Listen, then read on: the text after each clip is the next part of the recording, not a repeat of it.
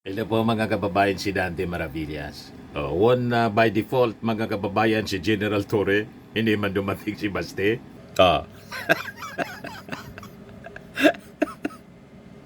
Sabi ng Pinoy Rap Radio, madaling manalo sa duwag, di pa nagsisimula ang laban, umurong na. Panalo si General Torre, pati sa kanyang fundraising po. You see? Yan si General Torre. Sabi rito, PNP Chief General Nicolas Torre III says the PNP collected over 300,000 worth of entrance fee in donation amounting to more than 16 million pesos. Proceeds will be turned over to the DSWD to aid Filipinos affected by the southwest monsoon and other weather disturbances. Sabi ko sa'yo, ang gandang fundraising po yung ginawa ni General Torre nang patulan yung hamon ni Basti Duterte na chupi. Inaliguan ng kantsa po ni Cherry Ba at Anthony Taberna. Sayangan niya ng tato. Nagkamali ka niya ng hinamon. Tapos nagsalitaan niya nagsalita si Baste ng more than 60 words niya. Na ang ibig sabihin lang, ayaw. O ngayon, ito yung announcement ni General Torre mga kababayan. After manalo siya by default, after na tumakbo pa, lumipad pa Singapore. Sabi niya ang iba, para niya ipatanggal yung tato. Kasi kayaan po, sayang yung tato. Hindi naman siguro magpapatanggal. Kaya lang po, hindi bagay sa kanya yung tato. Diba? Punong-puno yung katawan ng tato. Duwag naman pala po. Si General Torre, malinis yung katawan, walang tato. Pakinggan natin yung kanyang announcement. Kasi tuwang-tuwa siya po sa kanyang boxing match na panalo. Walang kalaban na dumating.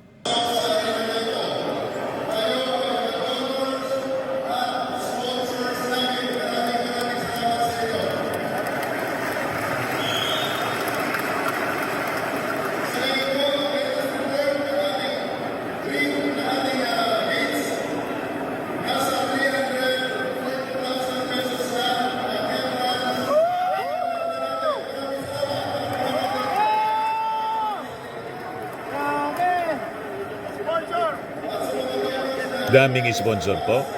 Buma ng sponsor.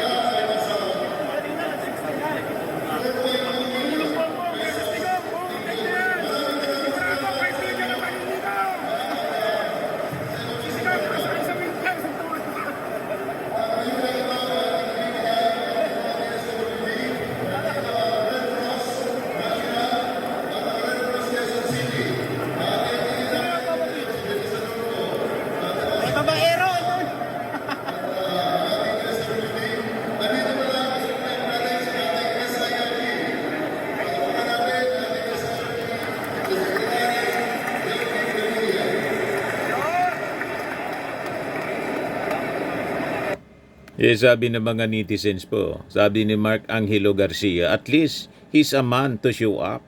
Sabi ni Mila Malasarte, mag-alamani man po diay.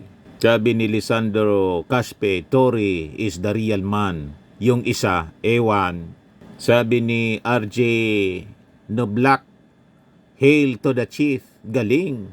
Sabi ni Elsie Santa Ana, maraming salamat sa mga pumunta at nag-sponsor. Dami niyong matutulungan. Sabi ni Don Saluta, next Torre versus Pacquiao charity boxing match.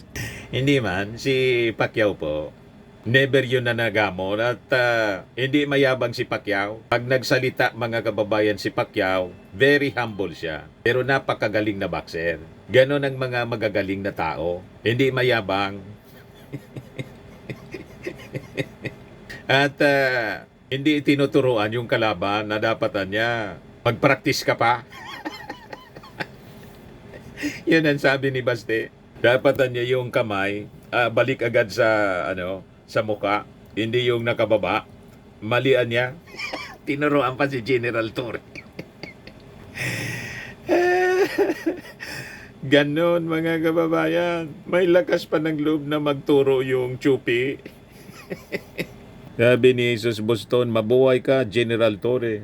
Sabi ni Will Aquino, 1-0 for Torre. Pampogi points. Sabi ni Barona Metalcraft Industries, please donate po sa ating mga farmers so we're affected by the typhoon. Sabi ni John Guillermo, congrats General Torre, kahit walang kalaban nakalikom ka ng pundo para sa mga nasalanta ng bagyo. Yan ang napakaganda nito mga kababayan. Dahil matalino si General Torre. Magaling po. Nakakuha siya ng opportunity na makatulong. Ginamit niya yung pag-amon ni yung pag-amon mga kababayan ni Baste, nagamit ni General Torre, dinumog ng napakaraming tao po. Ano? Dumagsa yung tao, napakaraming pumunta. Sabi ni Rolly Carlo Pioro, sayang pay-per-view, binayad ko Baste. Hindi yung paper, pay-per-view. Hindi paper, papel yun. Pay-per-view. Sabi ni Johnny Abilgo Straso, congrats General Torre, won by default. Sabi ni Rodolfo Del Rosario, charity boxing match without an opponent, generating more than 16 million. Ayos na ayos baga. Sabi ni J.R. Suarez Barchana, we are very proud of you, sir. I'm sure your family and kids too. God bless always po. Drink a lot of water and rest. Si Baste, pinaya buong angkan. Yung asawa niya, yung mga anak niya, buong angkan ng mga Duterte, pati mga taga Davao, pinaya niya. Di ba? Si General Torre, proud na proud yung kanyang pamilya at saka siyempre, lalo siyang inangaan ngayon, pati ng mga kapulisan buong Pilipinas, mga sundalo, buong mamamayang Filipino. Pag tumakbo itong senador pag nag-retire na po sa 2028, pag tumakbo itong senador po, baka top notcher to. Di ba po? Kahit nga po siguro tumakbo itong vice-presidente, wag mo ng presidente. Tumakbo itong vice-presidente, panalo ito si General Torre. Pag-aagawan ito ng partido sa 2028. Bayani po, mga kababayan. Sigurado ito, tatagbo to, mga kababayan. Pag-aagawan ng mga partido. Tingin ko nga mga kababayan, kahit independent candidate, mananalo to, mga kababayan, si General Torre, pagka-senador. Pag tumakbo itong senador, magbo-volunteer tayo. Ikakampanya natin dito sa Bicol. Ang daming Torre rito. May mga nagkwento nga, baka yung mga lolo nito, galing dito sa Bicol. Kasi maraming Torre. Baka kay Albay, First District. Pero chiniko, si General Torre galing Mindanao, Sulu yata. Anyway, importante, humble si General Torre at matapang. Sabi ni Rose Oy, salamat sa malasakit at tulong sa taong bayan. Mayor Tribe, increase po. Sabi ni Aida Carpintero, more challenge from the best coward of the universe, so more funds will be generated. Sir Torre, just make sure its penny is accounted for. Diretso nga sa DSWD. Hindi man niya hawakan. Yan sabi ni General Torre. Yan proceeds will be turned over to the DSWD to aid Filipinos affected by the southwest monsoon and other weather disturbances. Siyempre, during the actual distribution, kasi yung proceeds galing sa fundraising campaign ngayon, iimbita si General Torre para direkta siyang mag-supervise sa operations ng ayuda. Panalo! O di ba? Siguradong pagkakaguluhan nito si General Torre ng mga tao sa mga evacuation centers. Sikat na sikat po si General Torre ngayon. Panalo si General Torre. O di ba? Alam ni Pacquiao.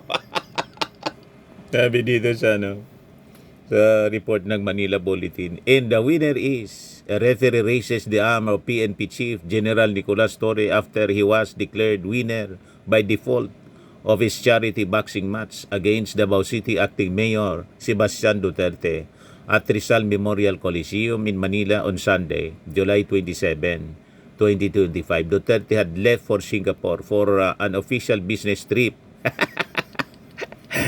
Nagdahilan po with family and other government officials on Friday. Walang maniwala po sa kanya. Ito ang totoo na matapang. Sabi dyan, no Torre Duterte match but charity boxing card raises more than 16 million for disaster aid. Torre, who warmed up in the boxing ring with a boxing coach, will have to fight Duterte another day, if at all. Bulldog na bulldog talaga po. General Torre.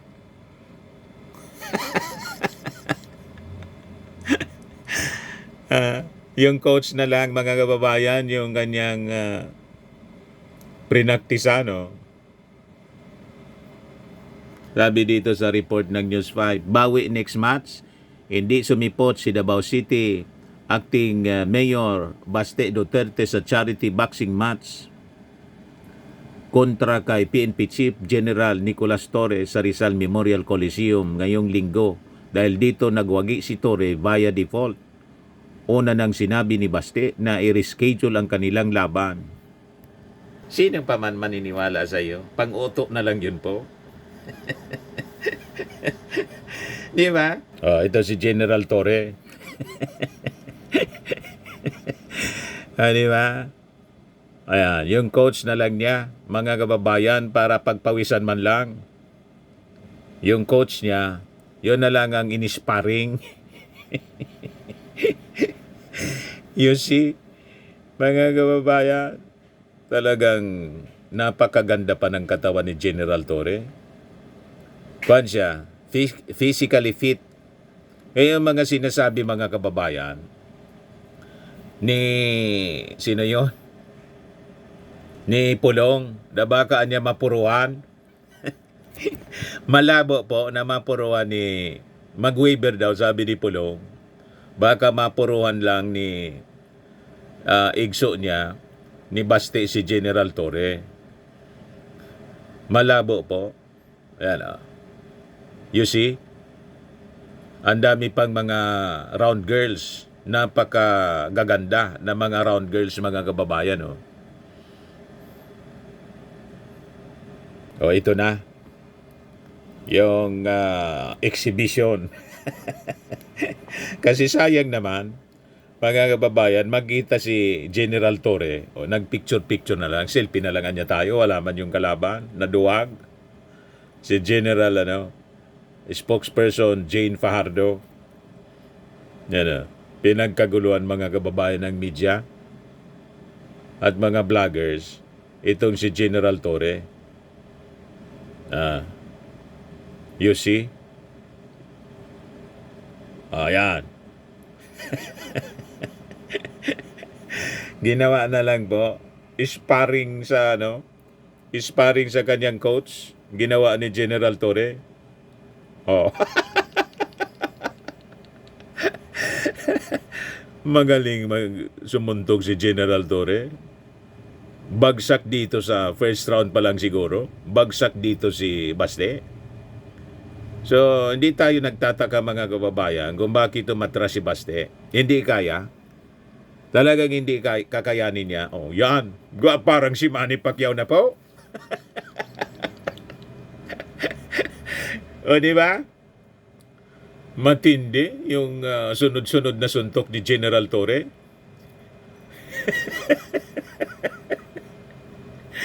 Grabing kahiyan ito, mga kababayan, para kay Baste, oh. Siguradong nanonood ngayon si Baste, pati siguro si Sara Duterte, inis na inis. Ano ba? Napakaduwag mo niya. Aamon-amon ka, pagkatapos ikaw mismo yung atras. O, di ba?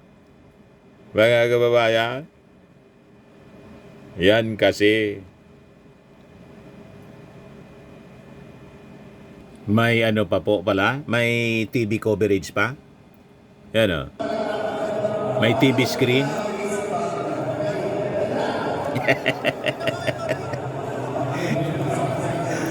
Di ba? Talagang pinagandaan, mga kababayan.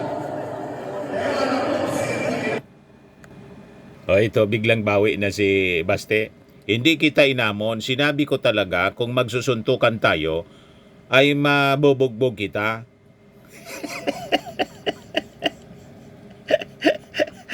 Nag-iba na po ng tono. Hindi daw siya nangamon.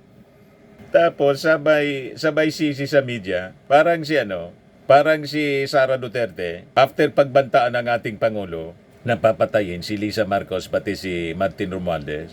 Sabi ni Sara, hindi man na niya ako nagbanta. Sila man lang niya nagsabi niyan. Talagang parehas po. Pakinggan ninyo, biglang bawi po.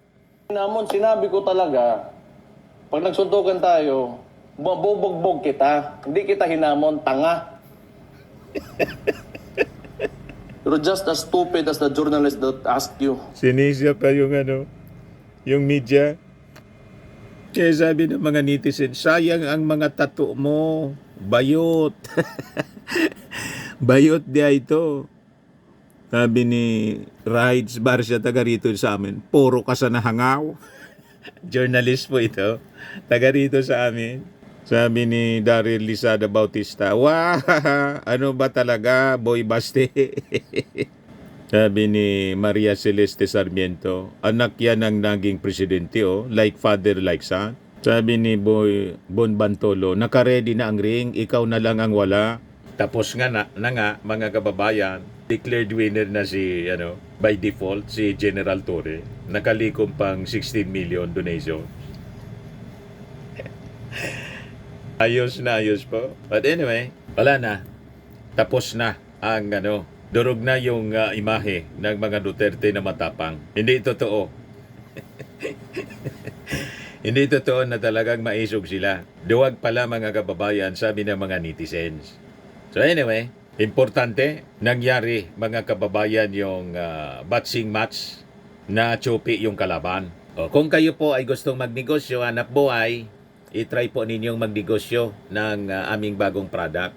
I am Worldwide Amazing Pure Organic Barley Powdered Drink Mix from Australia. Mag-message na lang po kayo so gustong mag-try nito at magnegosyo. Pa-orient kayo sa aking anak na architect entrepreneur Riz Maravillas. So lagi nating tatandaan mga kababayan, sa buhay, you become what you believe. Ako po si Dante Maravillas. Bye-bye. God bless.